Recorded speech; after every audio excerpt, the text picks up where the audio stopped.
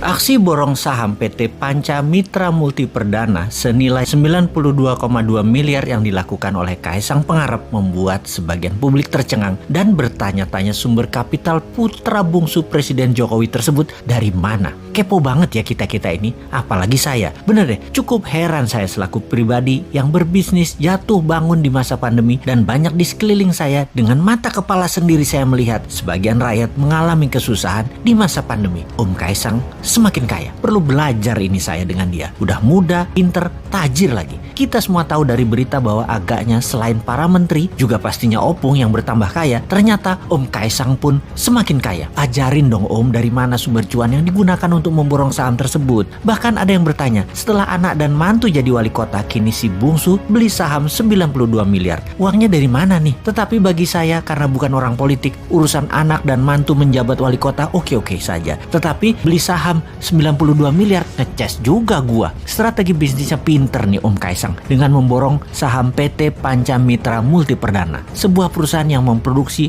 makanan beku berbasis udang. Total saham yang dibeli Om Kaisang Pangarep yakni sekitar 188,24 juta lembar saham atau sekitar 8% dari total keseluruhan saham yang ditempatkan di perseroan atau senilai 92,2 miliar. Kaisang membeli saham PT Panca Mitra Multi Perdana melalui perusahaan miliknya PT Harapan Bangsa Kita atau yang lebih dikenal dengan GK Hebat. Oke lah, selamat buat Om Kaisang yang dengan pintar memutar uangnya di banyak bidang. Mudah-mudahan pemodal yang memodali bukan mereka yang cari selamat dari kejaran hukum karena membakar hutang ya.